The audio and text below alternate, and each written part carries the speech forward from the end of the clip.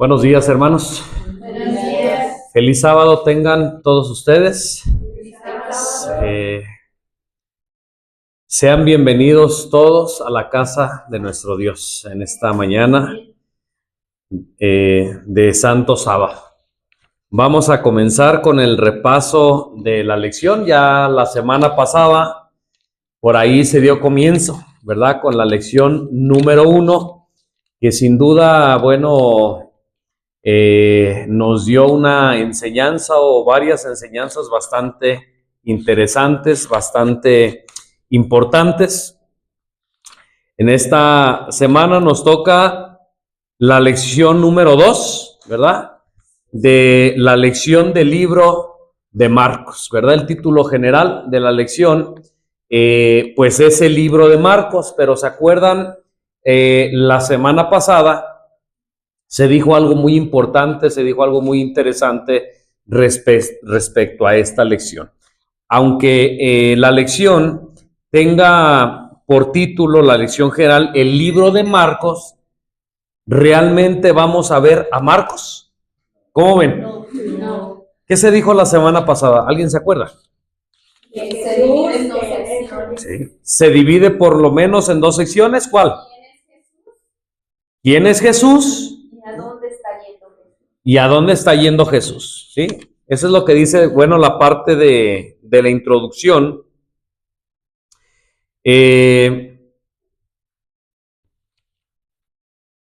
Un poco más directo, al que tenemos que contemplar es a Cristo en toda esta lección, ¿verdad? Específicamente estamos hablando de esta lección.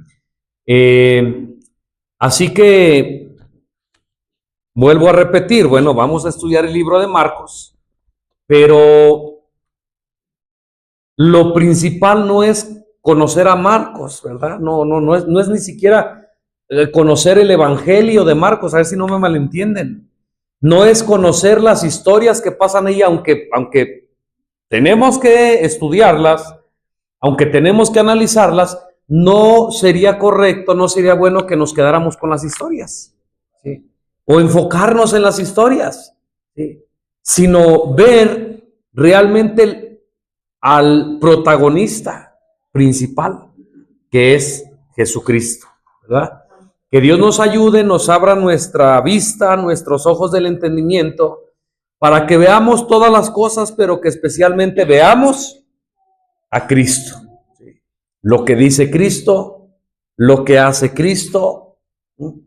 Y estoy seguro, que haciendo esto con la ayuda de Dios, nuestro conocimiento, nuestro entendimiento va a ser más provechoso, ¿verdad? Dicho esto, pues vamos a inclinar nuestro rostro para pedir la dirección de Dios. Señor, en esta mañana de tu santo sábado te damos las gracias por la oportunidad que nuevamente nos das de estar aquí en tu casa de oración. Gracias porque durante la semana nos permitiste estudiar la escuela sabática.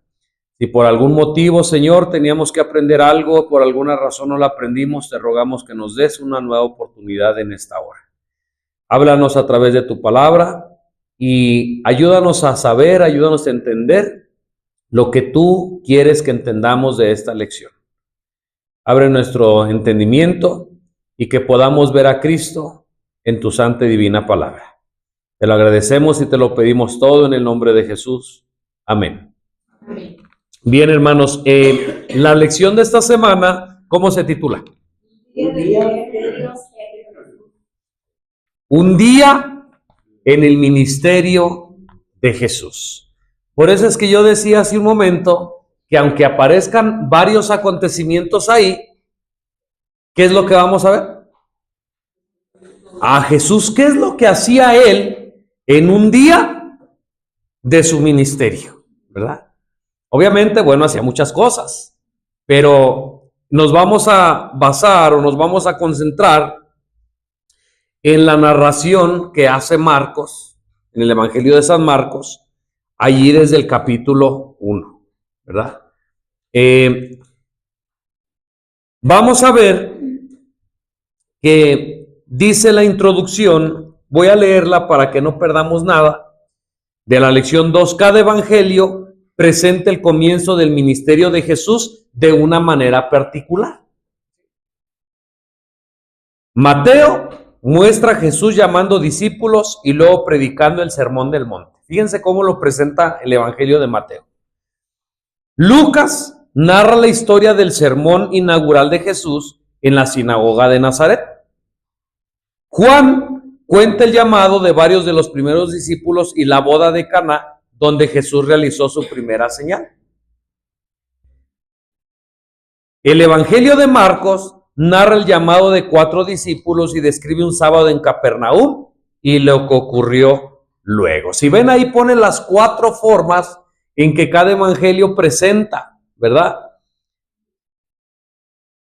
Cada uno de ellos, bueno, presenta algunas cosas que tal vez para el autor se le hicieron más interesantes, tal vez lo que él vio, ¿verdad? Pero en este caso, bueno, pues nos vamos a basar en Marcos porque es el libro que estamos estudiando.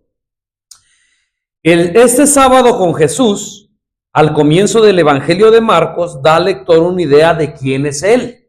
¿Sí? Eso es lo que estamos diciendo. ¿Sí? En el segmento de Marcos que estudiaremos esta semana, hay muy pocas palabras de Jesús. Fíjense.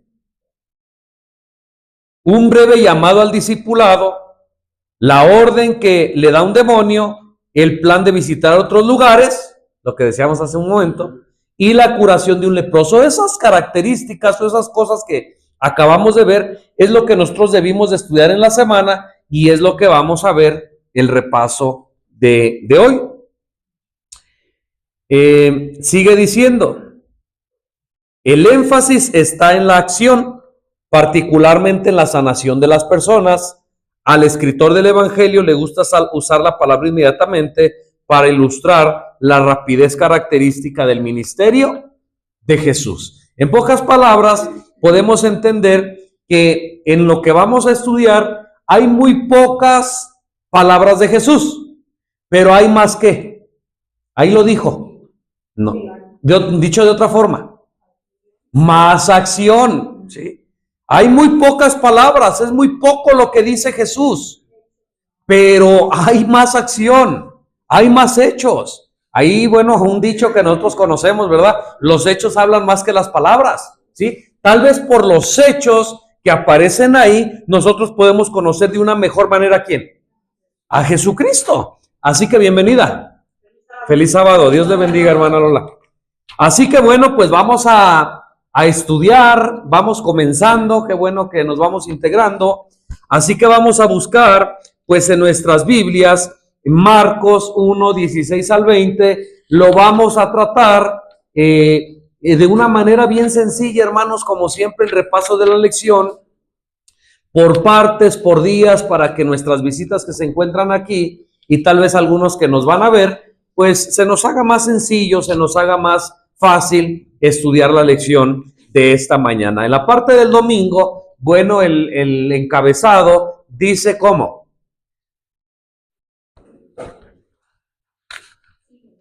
Sígueme, ¿verdad? Sígueme. Cuando nosotros leemos Marcos 1, 16 al 20, pues vamos a entender, ¿verdad? Por qué se llama así la parte de esta lección. ¿Quién lo tiene, hermanos?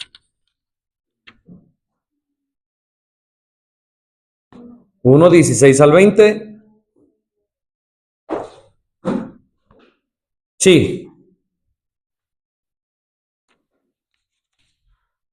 Y caminando junto al mar de Galilea, vio a Simón y a Andrés su hermano, que echaban la red en el mar, porque eran pescadores. Y Jesús les dijo: venid en pos de mí, y haré que seáis pescadores de hombres. Y dejando al instante sus redes, le siguieron. Y pasando de allí un poco más adelante, vio a Jacobo, hijo de Zebedeo, y a Juan su hermano, que estaban también en la barca remendando sus redes. Y al instante los llamó, y dejando a su padre Zebedeo en la barca con los jornaleros, fueron en pos de él. Gracias, hermanos. ¿Cómo ven, hermanos, esta parte de la sección de Marcos? Dice, bueno, que Jesús ve primeramente a ¿cuántos hombres? A dos hombres, ¿verdad? Uno llamado ¿cómo? Simón, que posteriormente fue llamado Pedro. Y el otro, Andrés, estos hombres, ¿qué estaban haciendo cuando Jesús los ve? Pescando. Estos hombres, por la información que se nos da aquí, pues eran pescadores, ¿verdad?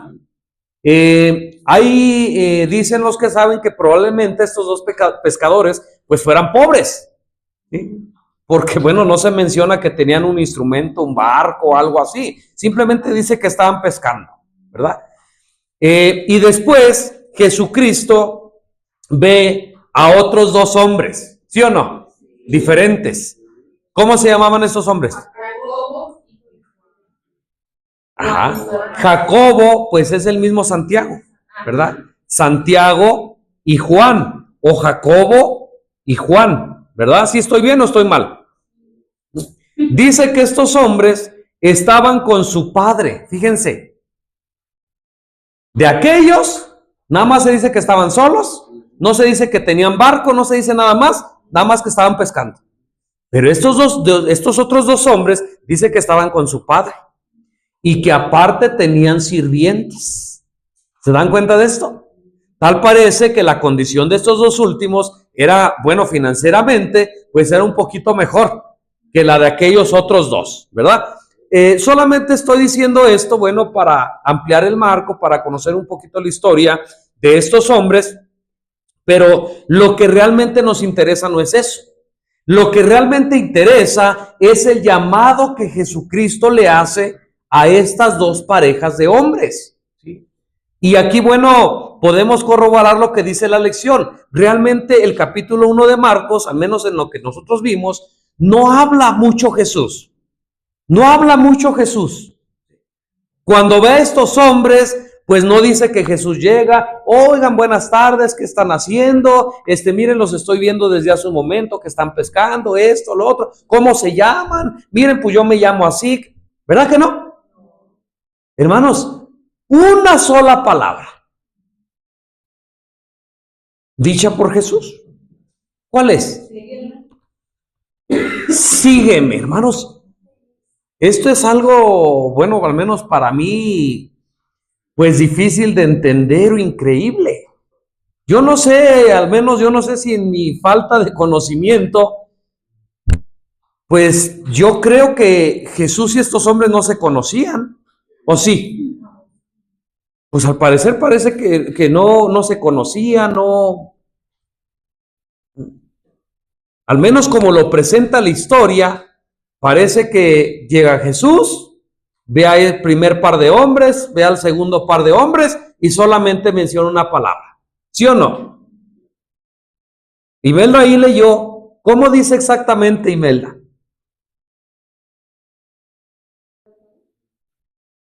O el versículo nada más donde dice. Jesús les dijo, venid en pos de mí y haré que seáis pescadores de hombres. ¿Cómo ven? Ahí hay una frase un poquito más larga, ¿sí? Dice, vengan en pos de mí y yo los haré pescadores, pero ahora ya no de peces, sino de hombres. Ahora, hermanos, lo que impresiona también, pues es la rapidez de estos hombres en responder al llamado de Cristo. Imagínate, tú estás trabajando a lo que todos los días te dedicas, llega por ahí un hombre y te dice, sígueme, te dice, ¿sabes qué? Deja de hacer lo que estás haciendo, ahora vas a hacer esto. ¿Cuál sería lo lógico? ¿Qué harías tú? ¿Qué harías tú? Preguntar, ¿no? ¿Qué preguntarías, Pati? ¿Cuánto vas a pagar? ¿A dónde te sigo? Imagínate, es lógico, ¿no? Bueno, ¿a dónde quieres que te siga? O ¿cuánto me vas a pagar? Dice Pati, ¿verdad que hubiera respondido Marco? ¿Tú quién eres? Tú, bueno, ¿y tú quién eres? ¿Tú quién eres? ¿Cómo te llamas? ¿Qué hubieran respondido ustedes? ¿Dónde te llevas? ¿A dónde voy? ¿A dónde me llevas? Quiere decir con que pescadores de hombres. ¿Sí? Cristina dice, bueno, yo hubiera preguntado, ¿cómo que voy a ser pescador de hombres? Pues los hombres no se pescan, ¿verdad? Por allá atrás, ¿qué hubieran contestado? Ay, es que ya me Pues, no, es que sí, por ejemplo, si yo no lo conozco y me está invitando y te voy a hacer me va a hacer, y tardo en reaccionar a lo mejor, o le sigo preguntando, pero ¿cómo voy a pescar hombres? O ¿a dónde? ¿Quién eres tú? No te conozco. Muchas preguntas, ¿no? Depende, si soy muy desconfiada, pues hago demasiadas preguntas y pues no sé ni qué. Muchas preguntas, y es a la lógica humana, pues es normal, ¿no? Bueno, ¿a dónde te sigo? Bueno, ¿a dónde me llevas? Bueno, ¿y quién eres tú? Bueno, ¿y por qué te tengo que seguir? Oye, ¿cómo es que me vas a hacer pescador de hombres?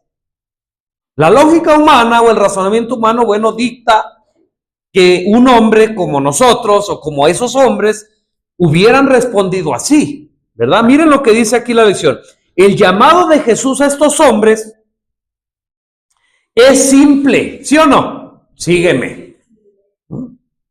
Yo los voy a hacer pescadores de hombres, simple, directo y profético. Los llama a seguirlo, ¿sí o no? Es decir, a llegar a ser sus discípulos. Les asegura que si responden a su llamado, los convertirá en pescadores de hombres. Quiero que alguien lea nuevamente, hermanos, porque hay que analizar bien esto. Marcos 1, 16 al 20, nuevamente. ¿Qué dice?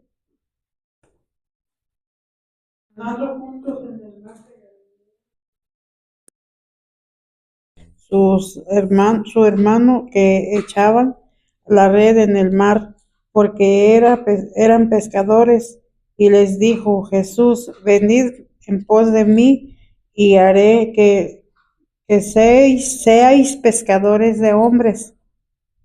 Y dejando luego sus redes, les dijeron, pasando de ahí un poco más adelante, vio a Jacob y dijo, Zebedeo, Juan su hermano, también ellos en la barca, remendando las redes, y luego los llamó, y dejando a su padre Zebedeo en la barca de los jornaleros, le siguieron. Ahí está, miren. Leímos por segunda vez los textos, gracias, porque la parte final, la última partecita que leyó ahí nuestra hermana Lola, dice que ¿qué? ¿Cómo respondieron al llamado? Que le siguieron,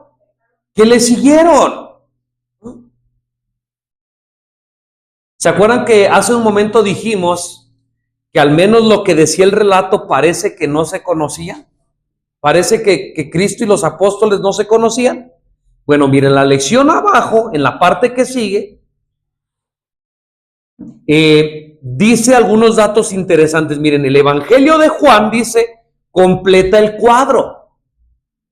Parece que los hermanos eran seguidores de Juan el Bautista. Fíjense, hermanos. O sea, estos hombres que fueron llamados no eran hombres cualesquiera.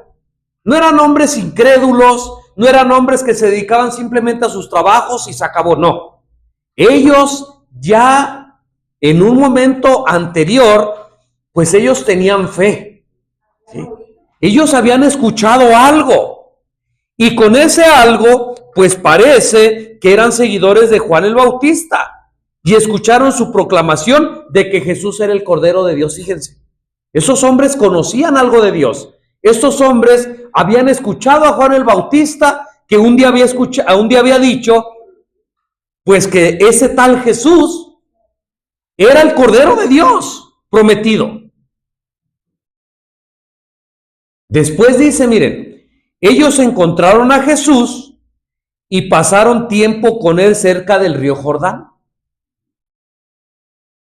En consecuencia, su aceptación del llamado de Jesús al ministerio no fue una reacción alocada o impensada, sino algo que habían considerado detenidamente. En pocas palabras, hermanos, la providencia de Dios, antes de que Jesús los llamara, ya había estado trabajando con ellos de otra manera. Habían creído por ahí, habían escuchado, habían visto a Juan, que había dicho que ese era el verdadero Cordero del mundo. Dice que hay un momento pasaron un tiempo con él, y entonces cuando Jesús hace el llamado, pues no fue la respuesta inmediata de decir, pues me hizo el llamado. Digo, no, ellos ya habían meditado, ellos ya habían pensado, ellos ya habían dicho, bueno, se dice que este hombre es el Cordero de Dios, Juan el Bautista dio testimonio, nosotros por ahí ya hemos estado un poco con él y ahora nos llama.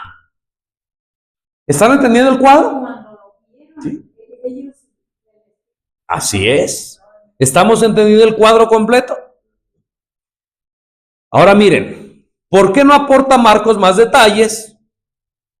Probablemente para destacar el poder de Jesús. Él llama y unos pescadores dispuestos responden, como consecuencia de lo cual ni la vida de ellos ni el mundo volverían a ser iguales. Ahora mira, vamos a ver dos cosas aquí. Aún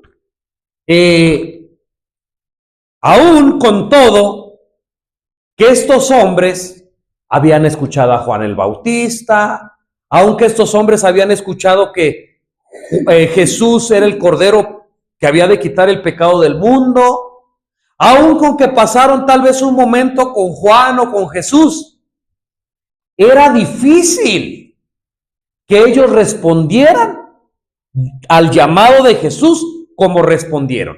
¿Sí era difícil o no era difícil? Hermanos, dejar su trabajo de toda la vida, dejar a su padre, dejar su barco, su herramienta que tanto les había costado, dejar su casa, dejar su familia, todo el tiempo que ellos tenían para dedicarlo tal vez en sus planes, se acaba. ¿Por qué? Porque tenían que seguir un hombre llamado Jesús. O sea, aún con todos aquellos razonamientos que ya comenté, aún era difícil. Y entonces surge la pregunta, entonces, ¿cómo fue? Ya sabemos que los hombres aquí dijo que estaban dispuestos, ¿verdad? Pero decirlo es fácil. Entenderlo es lo difícil. Entonces, ¿qué fue lo que pasó? ¿Cómo es que estos hombres deciden dejarlo todo por seguir a Jesús? ¿Qué fue? ¿Fue la disposición de ellos? ¿Qué fue? Miren.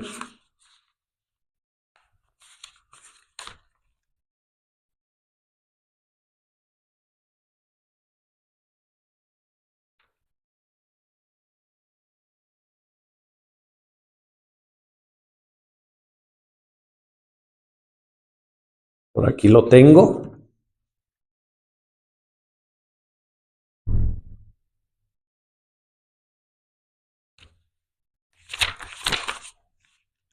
Aquí está, miren. ¿Cuál fue la razón por la que sucedieron así las cosas? Esta rápida obediencia, que no hace preguntas, que no espera un salario, como por ahí dijeron, ¿no? Parece extraordinaria, ¿sí o no? La rápida obediencia de estos hombres. Sígueme, e inmediatamente vámonos. Dejo las redes, dejo a mi padre, dejo el barco, dejo mi vida, dejo todo, vamos.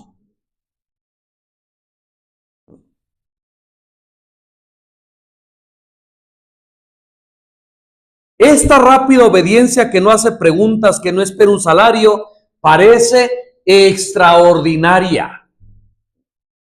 Pasen, hermanos, bienvenidos.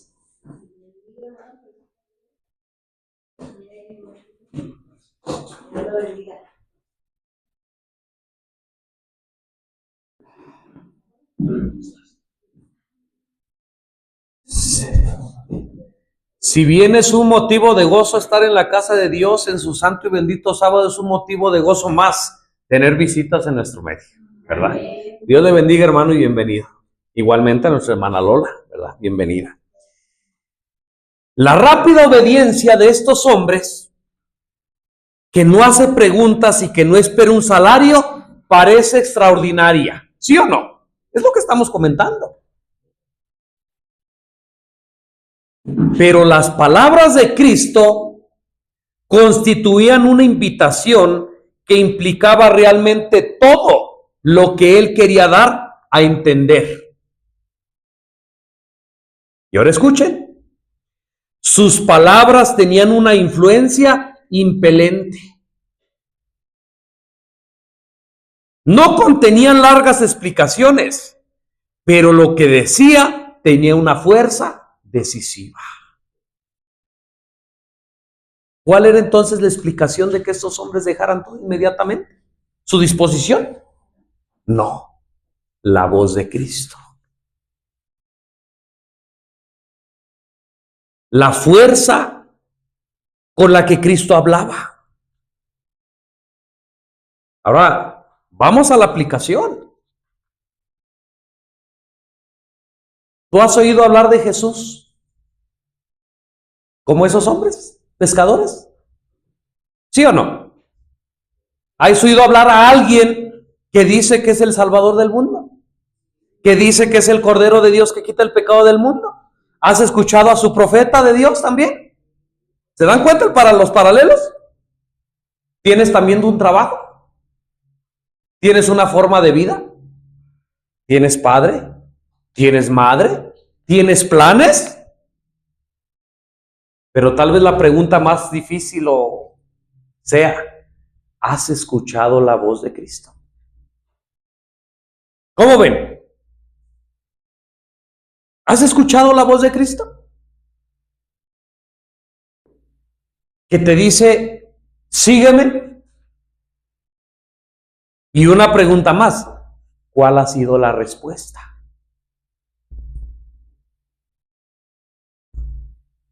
¿Cuál ha sido la respuesta? Bueno, ahí cada quien, ¿verdad? Ahí cada quien va a responder o va a elegir de manera diferente, ¿verdad? Pero estos hombres, según lo que dice la Biblia, inmediatamente ¿qué? Dejaron todo, respondieron y le siguieron.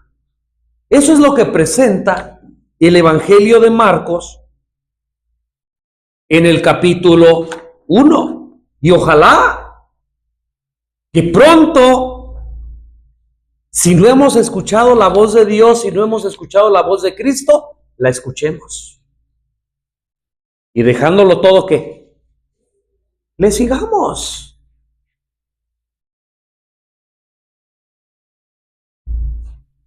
La escuela sabática al final de ese día hace una pregunta parecida a lo que nosotros estamos diciendo.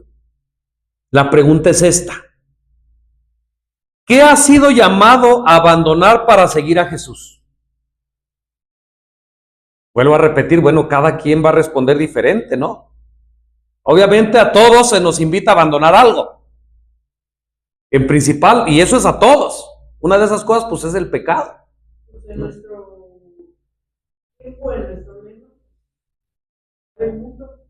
Dejar el mundo, dice Lola.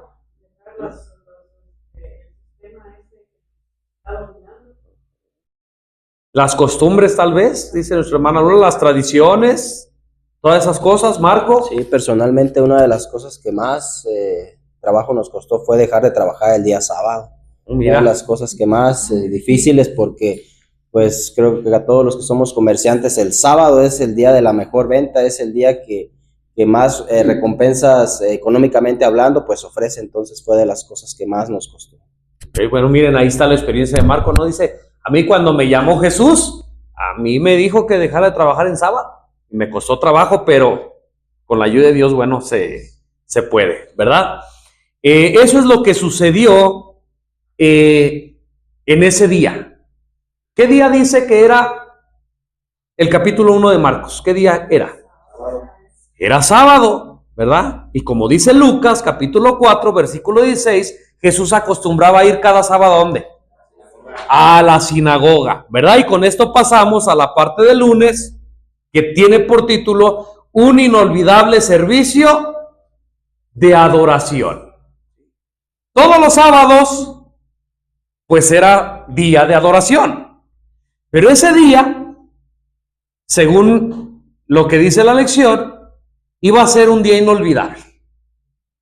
No iba a ser un día como de costumbre, como cualquiera. Y la pregunta es, ¿por qué?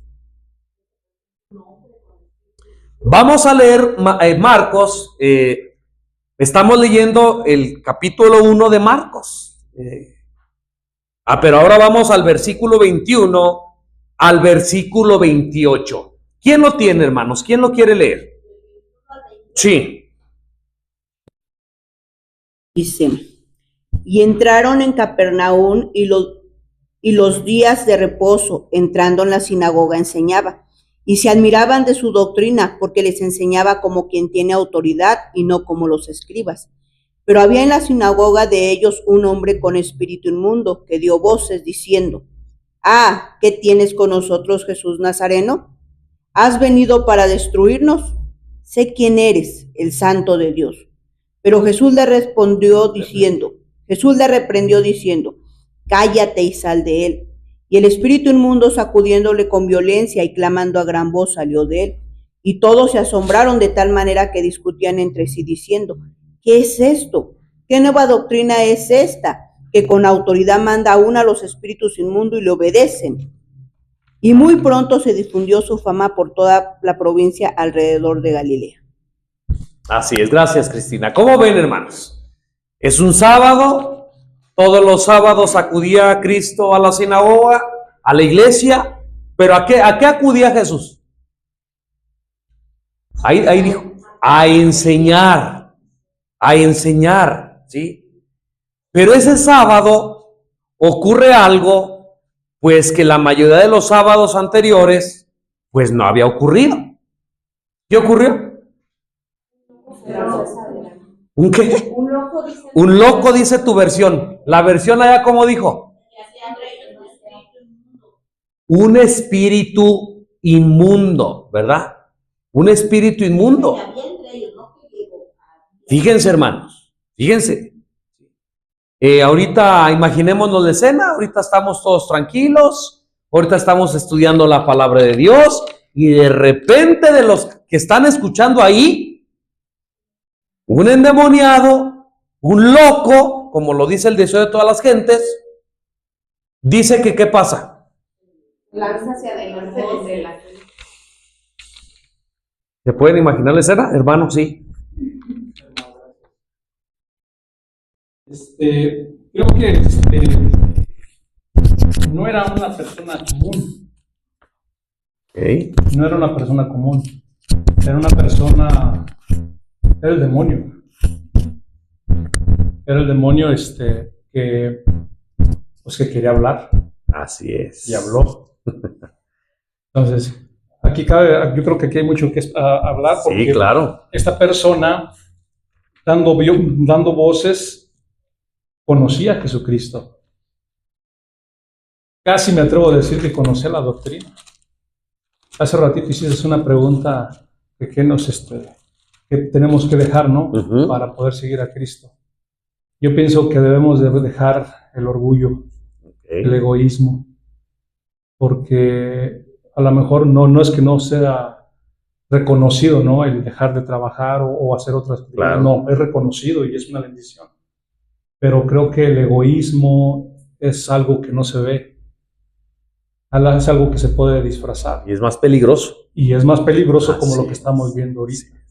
Es un endemoniado que quiere hablar con Cristo, sabiendo que, bueno, a lo mejor la gente no lo sabía, pero era un demonio. Un demonio que quería tener una plática con Jesucristo. Así es, gracias, hermano. Por eso decíamos hace un momento lo que nuestro hermano está explicando, diciendo que A cada uno le llamó a dejar cosas, ¿no? Y personalmente, cada quien va a responder diferente. Pero dijimos que una de las cosas que a todos parejo nos llama a dejar es el pecado. Y dentro del pecado va lo que nuestro hermano dice.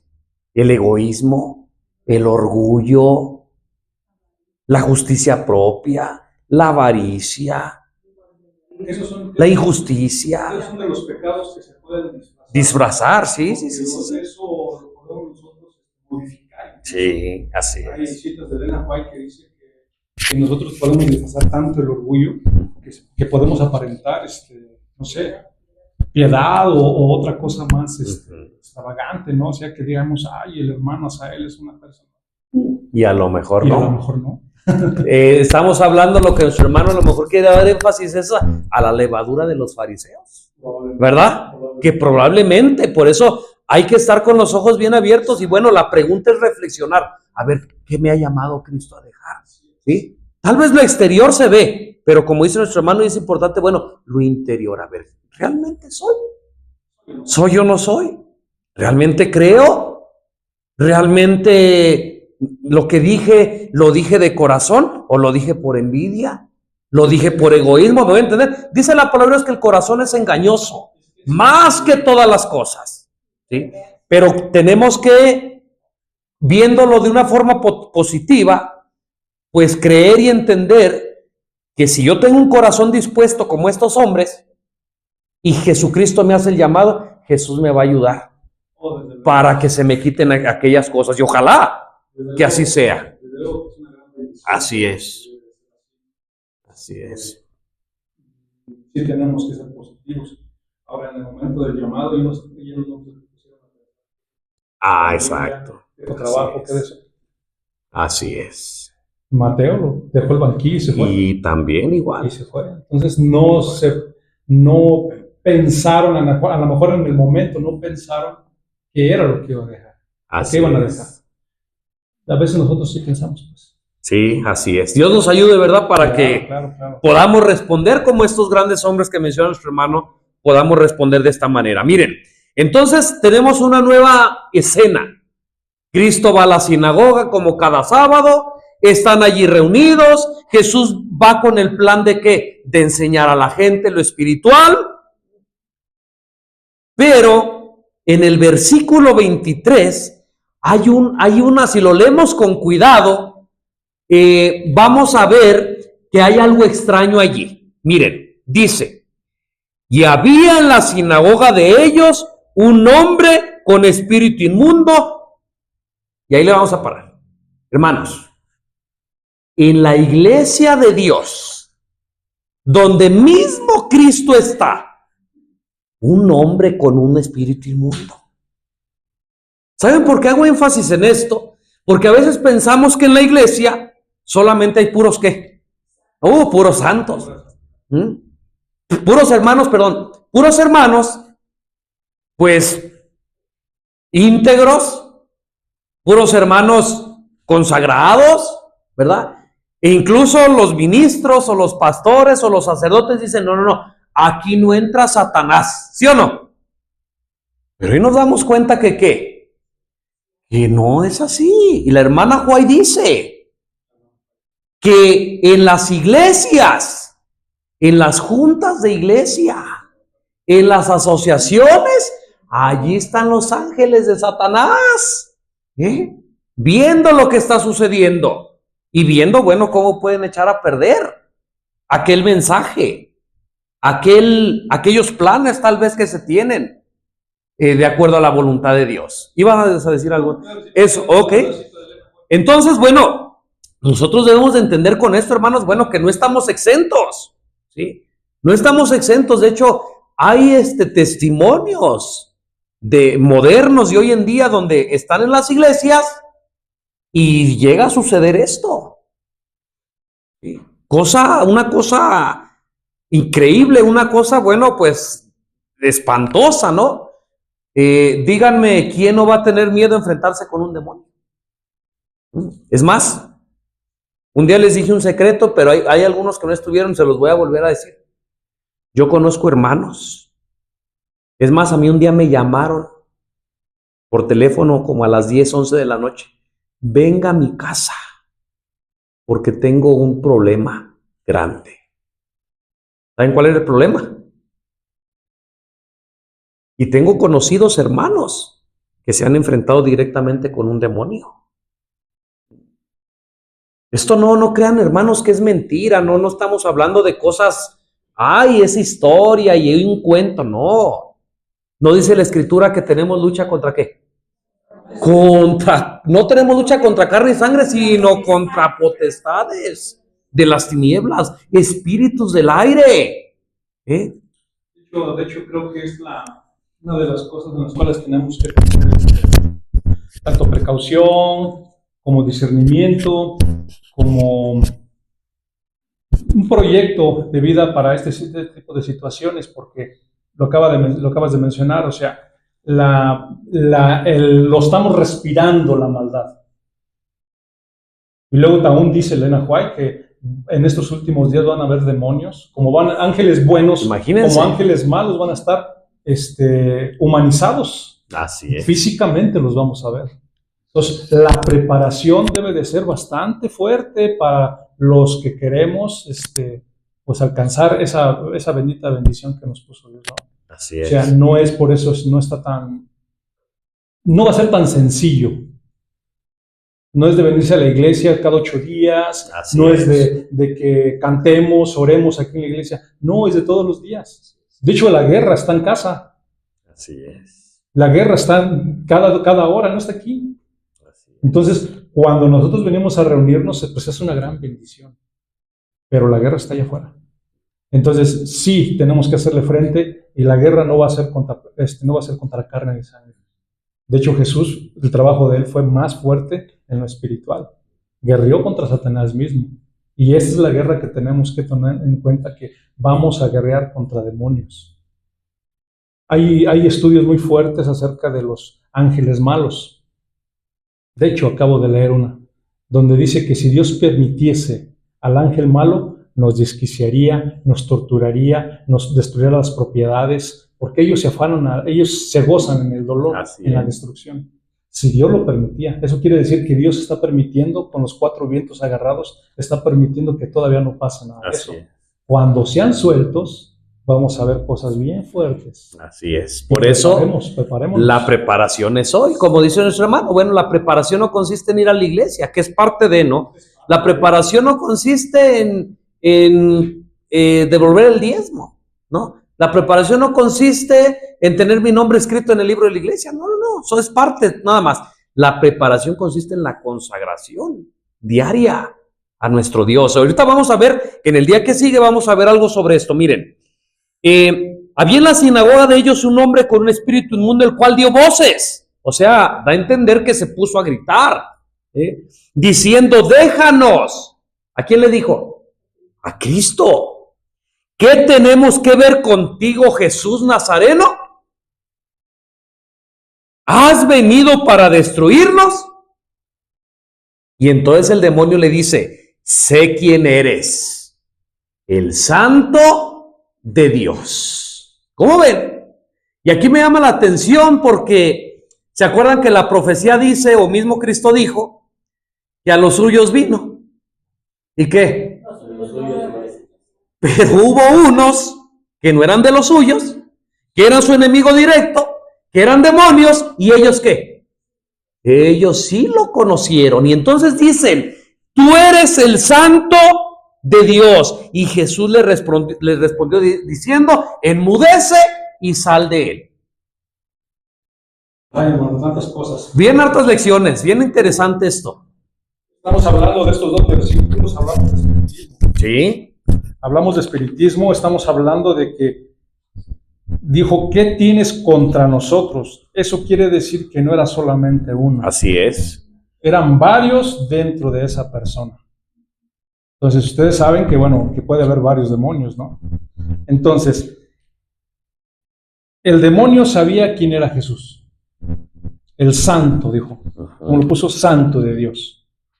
Esto nos indica, hermanos, que va a haber mucha gente, y de hecho ya lo estamos viendo. Hay mucha gente hablando de Cristo. Hay mucha gente hablando incluso hasta de su ley.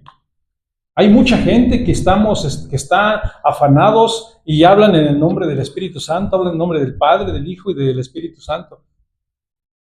Tenemos que tener cuidado, porque los demonios también hablan. Así es.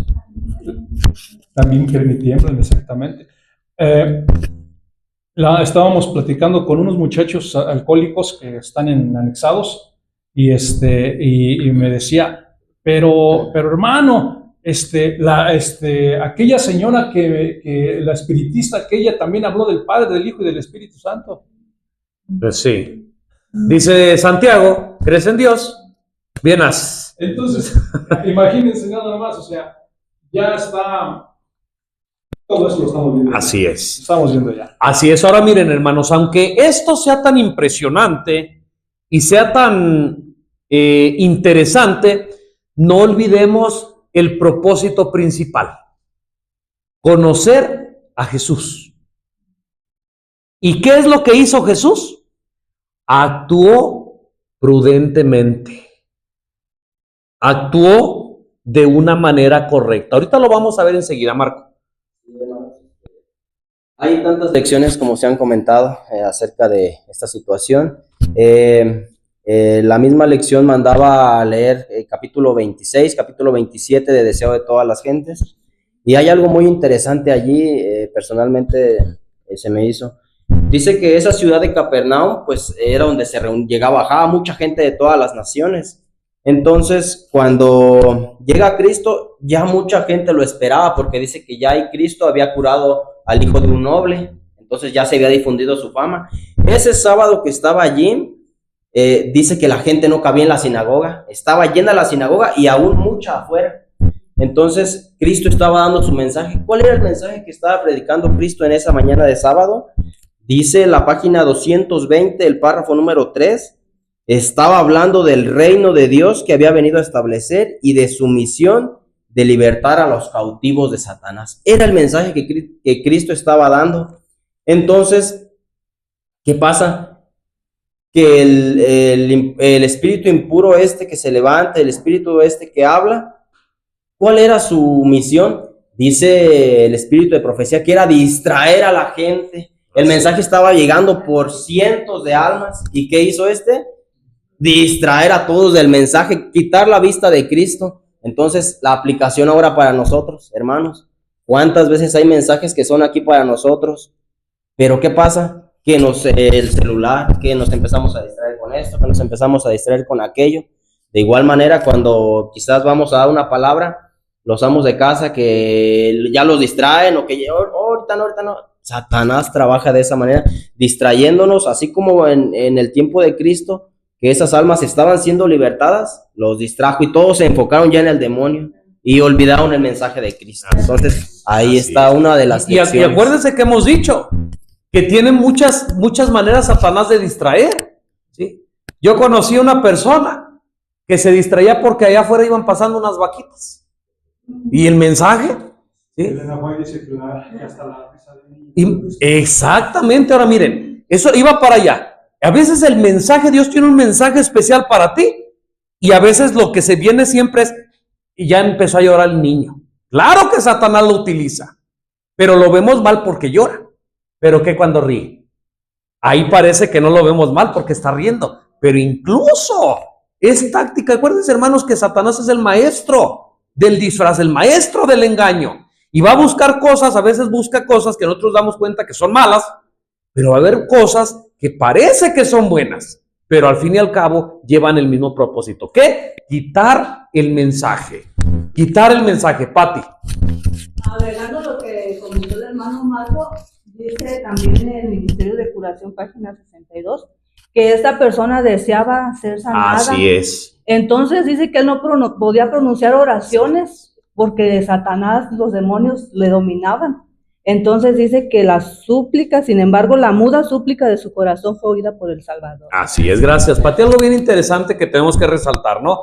Estos demonios, bueno, eran los que interrumpieron, los que no querían que se escuchara, pero detrás de ellos había una alma esclava, un alma esclava del pecado, un alma esclava de los demonios, y Cristo en su amor, bueno, rescata a esta persona, rescata a esta alma. Hace un mandato Jesús. al demonio, le dice, cállate, que esa es la principal enseñanza de la escuela sabática, ¿verdad? Que hay muchas. Cállate, enmudece. ¿Por qué Cristo manda callar? ¿Sí? ¿Por qué Cristo manda callar al demonio? ¿Por qué Cristo no quiere que los demonios digan quién es Él? ¿Alguien tiene la respuesta? Ahí parece que le dice. ¿No? Esa era la enseñanza de ese día. No es posible que hayamos visto todas las enseñanzas y esa no. Cristina, te vas a comentar algo, en lo que piensan. Precisamente dice que en la parte de abajo de la lección, cuando Jesús llama al silencio, precisamente, ahí mismo nos dice que el llamar al silencio tiene sentido al considerar las connotaciones políticas de ese tiempo. Así es. El peligro, el riesgo que era ser Cristo en ese momento, el peligro de ser el Mesías. ¿Por qué? Porque Cristo necesitaba mostrar, trabajar, hacer, pero había el diablo que le iba a evitar. Estaba ahí para que no se diera a conocer. Dice, no obstante, junto con los llamados al silencio se encuentran las inconfundibles revelaciones de quién es Jesús. Lo que resulta claro en el tiempo es que la identidad de Jesús no puede ser ocultada y la verdad acerca de quién es Él se convierte en el centro del mensaje del Evangelio.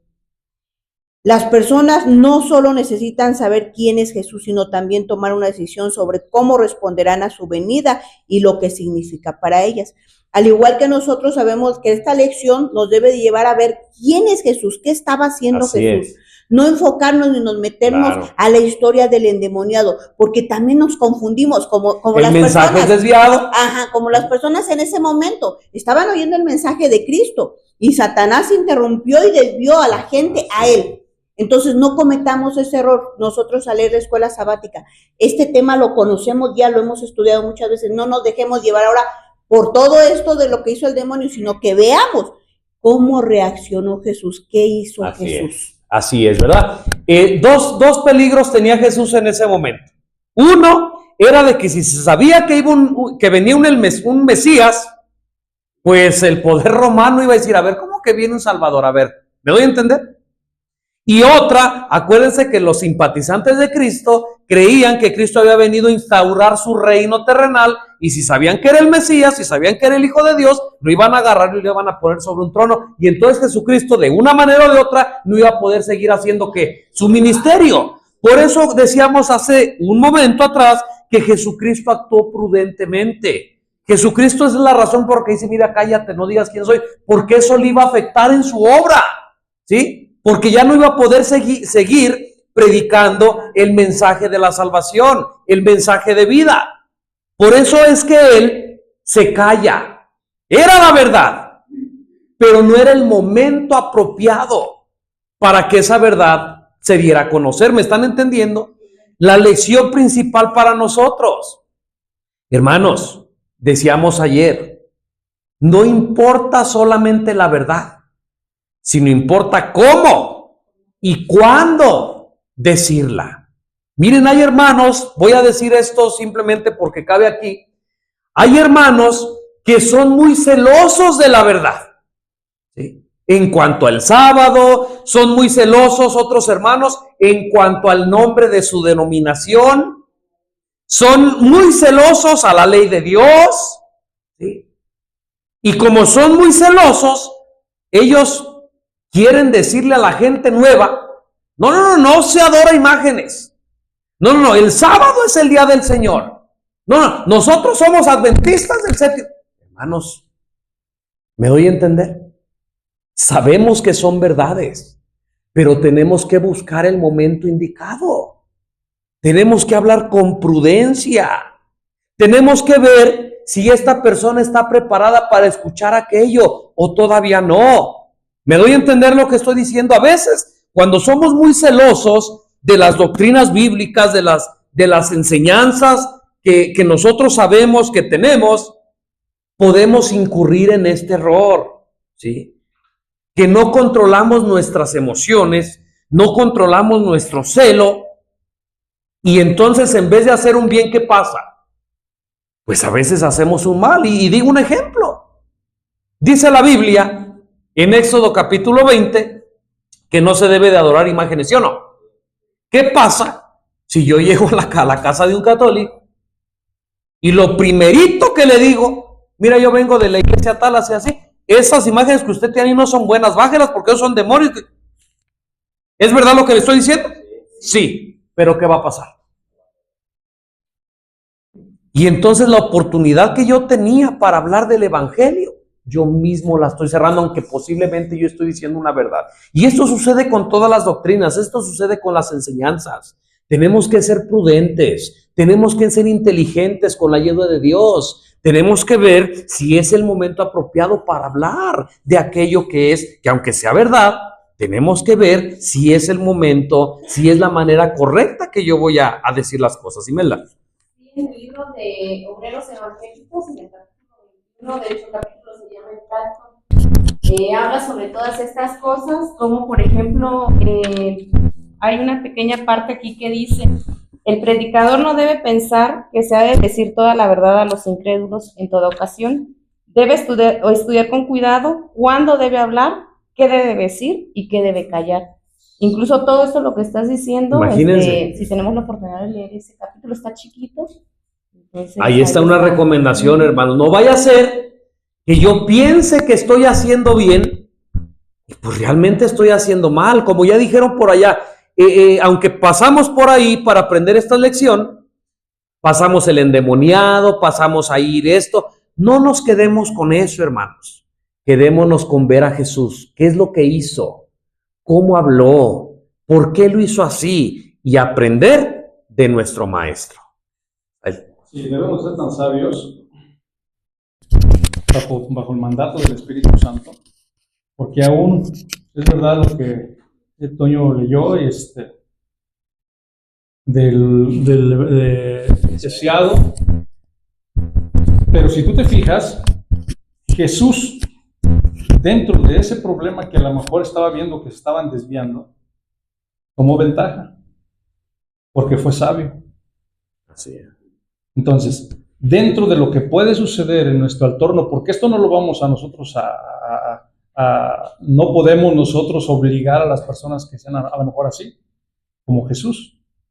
Pero siempre van a pasar situaciones, que suceden. Tenemos que sacar el mejor provecho de la situación. Por eso es que está la sabiduría, ¿no? El entregarse al Espíritu para que el Espíritu pueda hablar. Así es. Ahora, Jesús en mi Biblia dice riñó.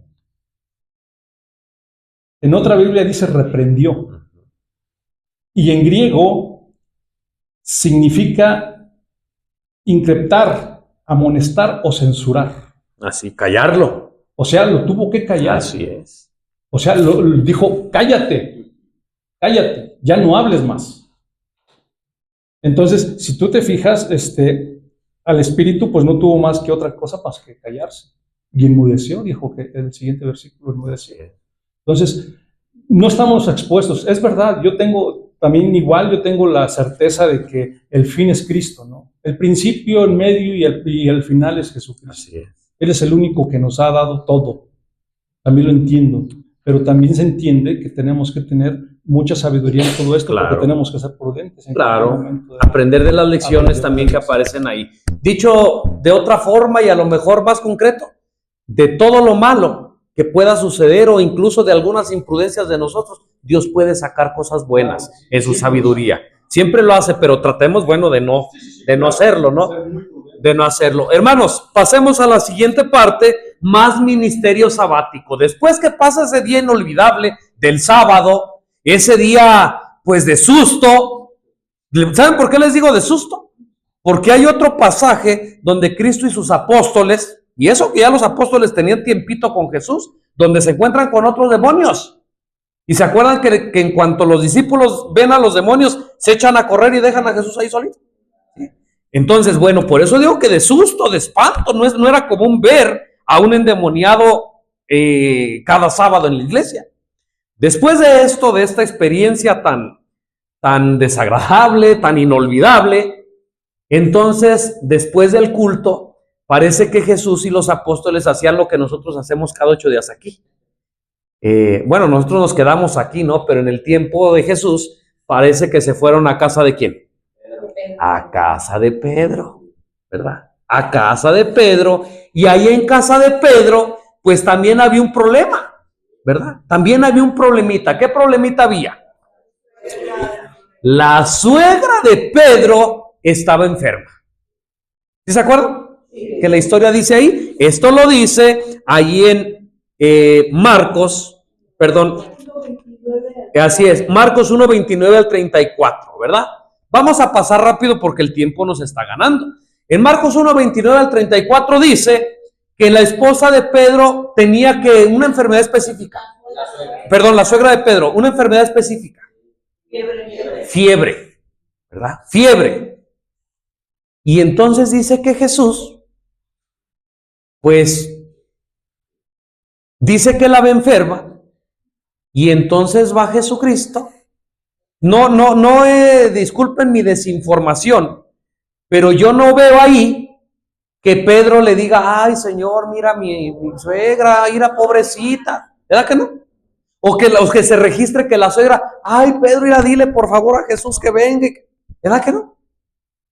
El corazón de Cristo se compadeció de esta mujer y dice que va y ¿qué hace? Simplemente la toma de la mano, la levanta e inmediatamente la fiebre la abandona y la suegra de Pedro empieza ¿a qué? A servirles. ¿Qué lección podemos sacar nosotros ahí?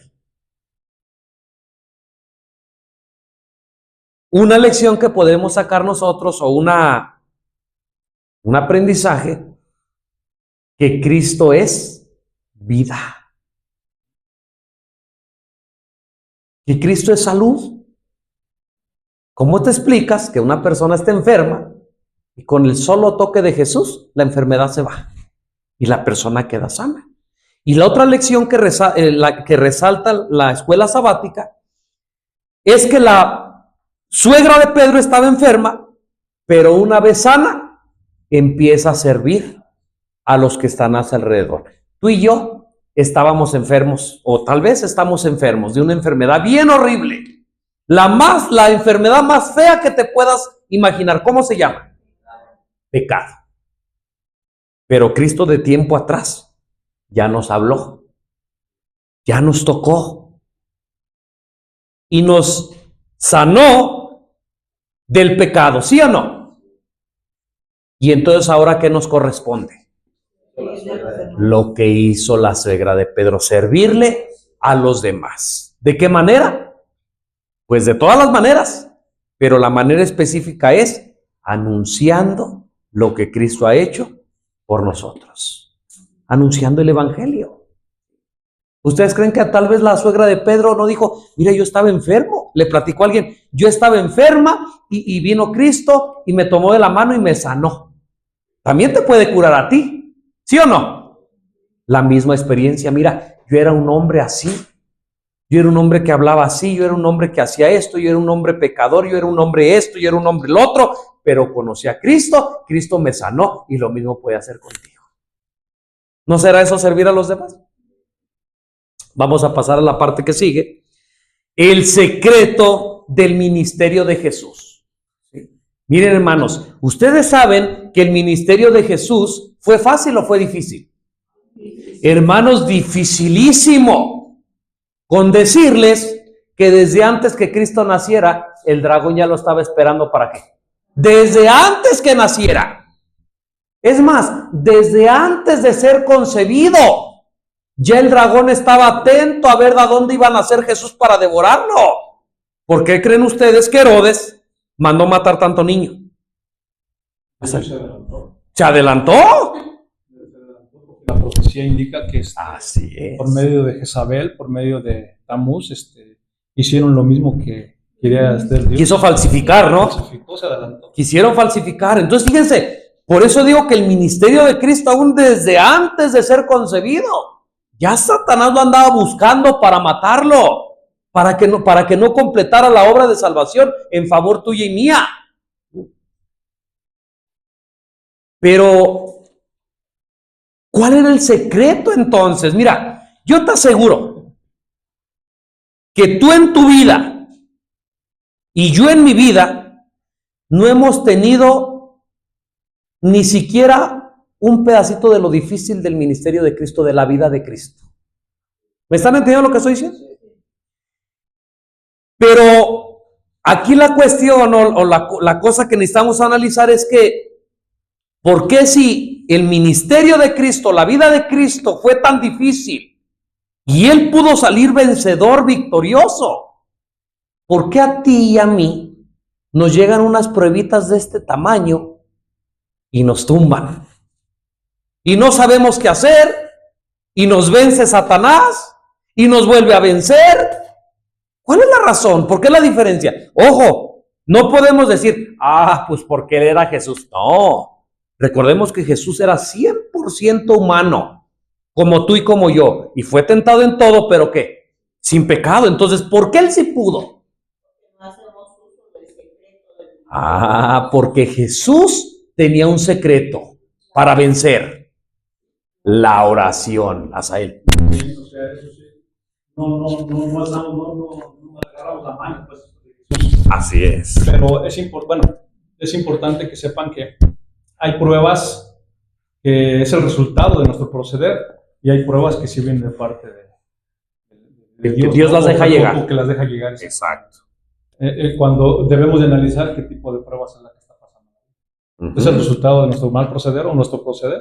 Las consecuencias. O las consecuencias. Las consecuencias. Pero sí es verdad lo que dijo la hermana. O sea, no nos allegamos a Cristo. O sea, no entendemos a veces que... Y si hablamos de pruebas, cada prueba es para beneficio. Así es. O sea, porque si somos de fe, tenemos que sacar algo bueno de esa prueba. Así es. Pero muchas veces le tomamos Pero creo que si aplicamos el secreto de Cristo a nuestra vida, ni siquiera vamos a poder proceder mal. Porque vamos a ser dirigidos por el Espíritu de Dios. Miren, Marcos 1 del 35 al 39. ¿Qué dice ahí? ¿Qué dice ahí? ¿Le doy lectura? Sí, por favor. Dice, levantándose muy de mañana, siendo aún muy oscuro, salió y se fue a un lugar desierto y ahí oraba. Y le buscó Simón y los que con él estaban, y hallándole le dijeron, todos te buscan. Y él les dijo, vamos a los lugares vecinos para que predique también ahí, porque para esto he venido. Y predicaba en las sinagogas de ellos en toda Galilea y echaba fuera los demonios. Quiero leer también Lucas de una vez.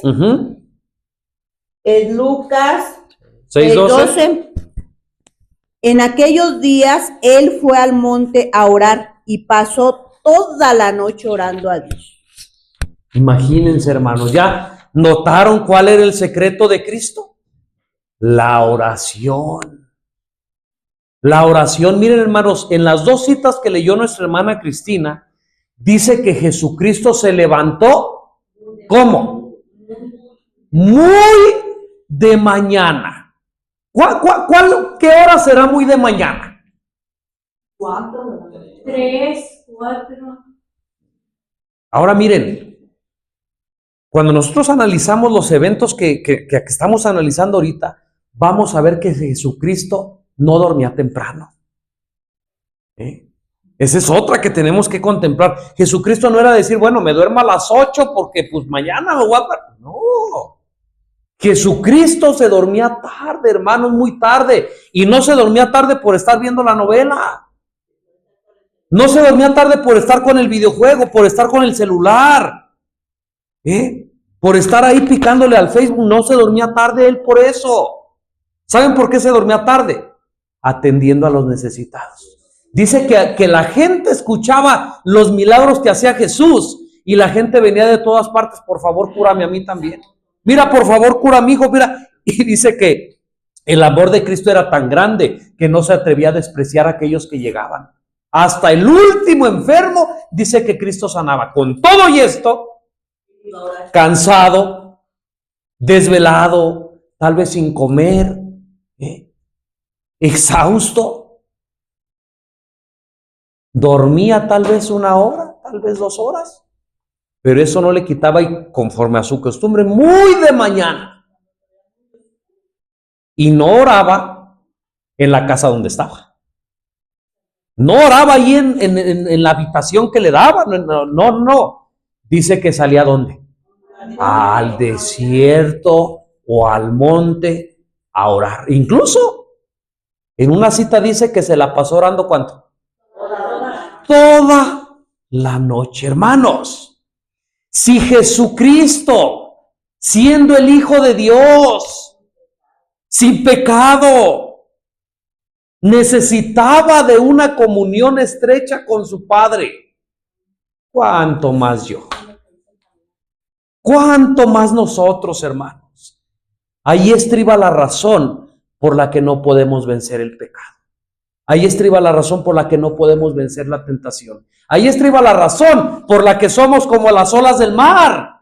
Un día nos sentimos tan a gusto también en la iglesia, tan emocionados porque aprendimos algo, y al otro día ¿cómo estamos? Todos desanimados, ya no queremos venir a la iglesia, ya no queremos leer la Biblia. ¿Por falta de qué? De la oración. Llega la prueba y echan la culpa a los demás. Así es. ¿Todos débiles? Todos débiles, pues el otro tiene la culpa. Lo que pasó con Adán, la mujer que me diste. Entonces, ¿te imaginas? Es la única herramienta que tenemos para poder nosotros hacerle frente a Así la es. oración. Así El es. Señor Jesucristo estuvo en oración, por eso le fue poderoso. Y sin oración nosotros no somos nada. Así es. No somos nada. ¿Se puedes conocer la Escritura? Sí. Si no oras, no eres nadie. Así es. O no somos nadie, pues más bien. Entonces, la oración es importantísima en la vida. Es el alimento de la vida. Así es, gracias a De Dios. hecho, ahí el espíritu de profecía dice que cuando Jesús oraba toda la noche, ya en aquello de las 5 o 6 de la mañana, dice que su barba estaba llena de rocío. De rocío Imagínense. del campo, porque se ponía a orar. Imagínense. ¿Y saben que es una bendición que Dios nos mande este mensaje en esta mañana, hermanos? Sí, perdón. Hace días nosotros, bueno, hace meses nosotros tuvimos estudios acerca de la oración. Y tocamos un punto donde, ¿qué es la oración? La oración dice que cuando nosotros oramos como debe de ser, porque a veces pedimos mal, Claro. a veces pedimos a conveniencia de nosotros, dame esto, dame aquello, mira aquello, esto y aquello, y a veces no oramos bien. Pero dice que cuando oramos de acuerdo a la voluntad del Señor, veníamos al Padre, veníamos al Hijo, veníamos al Espíritu Santo y veníamos a los ángeles. Hacemos movedero ahí en el cielo. Hacemos un movimiento, porque luego empieza a escuchar, caray, está orando el hermano. Entonces hacemos un trabajo especial con la oración como lo que no se imagina. Pero muchas veces perdemos. Imagínense, entonces el poder que tiene la oración. Marco. Sí, más de lo que se ha comentado, hermanos, acerca de la oración, de este secreto de Cristo que era fortalecerse todos los días. Leo algunos párrafos del Deseo de todas las gentes. Dice que cuando, después de que terminó el servicio ese sábado y se fue a la casa de Pedro, dice que iba a buscar descanso, a descansar un poco, pero pues encontró que ya la sombra había caído también en la casa de Pedro con su suegra. Dice, las noticias de la obra de Cristo cundieron rápidamente por todo Capernaum. Por temor a los rabinos, el pueblo no se atrevía a buscar curación durante el sábado, pero apenas hubo desaparecido el sol en el horizonte, se produjo una gran conmoción de las casas, los talleres, las plazas. Los habitantes de la ciudad se dirigieron hacia la humilde morada que albergaba a Jesús. Los enfermos eran traídos en sus camas, venían apoyándose en bastones o sostenidos por amigos, y se acercaban tambaleantes y débiles a la presencia del Salvador. Durante horas y horas llegaban y se iban, porque nadie sabía si al día siguiente encontrarían al médico todavía entre ellos. Nunca se había presenciado en Capernaum un día como ese. Jesús no cesó de trabajar hasta que el último doliente hubo quedado aliviado. Él no dijo hasta las 12 porque me tengo que dormir un rato, porque me tengo que levantar temprano. Hasta el último doliente hubo quedado aliviado. Había terminado el largo día lleno de excitación y Jesús buscó descanso. Pero mientras la ciudad estaba aún envuelta en el sueño, el Salvador, completa, levantándose muy de mañana, aún muy de noche, salió y se fue a un lugar desierto y allí oraba. Es lo que ya habíamos comentado, ¿verdad? Fíjense lo que dice el comentario, hermanos. Contemplaba al Hijo de Dios postrado en oración ante su Padre. Aunque es el Hijo de Dios, fortalece su fe por la oración. ¿Qué se fortalece cuando oramos? La fe, hermanos. Por eso, si tú sabes de un hermano que estaba aquí con nosotros y ya no está, ¿sabes por qué le pasó eso? ¿Por qué? Por falta de oración. Porque no oraba. No es porque el hermano le dijo, que porque el hermano lo ofendió, que porque se sintió. No. Como dice, buscas culpables. Yo ya no voy a la iglesia porque aquel me dijo. Yo ya no voy a la iglesia porque en la predicación me tiró una pedrada. No, hermanos. Tú no estás en la iglesia porque no orabas y entonces llegó el enemigo y te desanimó y te sacó.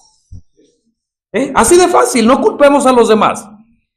Y por la comunión con el cielo acumulaba en sí poder para resistir el mal y para ministrar las necesidades de los hombres. ¿De dónde agarraba fuerza para atender a todos? A través de la oración.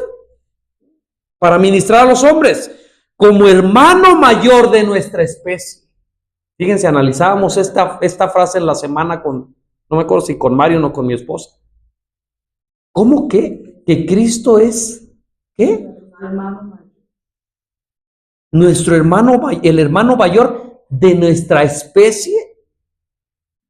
O sea que Cristo, antes de serse humano, no era de nuestra especie, por lógica. ¿Se imaginan la humillación de Cristo, de ese Dios todopoderoso, el hacerse de nuestra especie? ¿Por amor a nosotros? Está presentando como hermano. Sí, así es, así es. Ya no los llamaré siervos. ¿Se acuerdan? Conoce las necesidades de aquellos que, rodeados de flaquezas, tienes una tentación muy fuerte que no has podido vencer. ¿Tienes una flaqueza? ¿Tienes algún defecto de carácter, un mal hábito? Cristo, tu hermano mayor, lo conoce.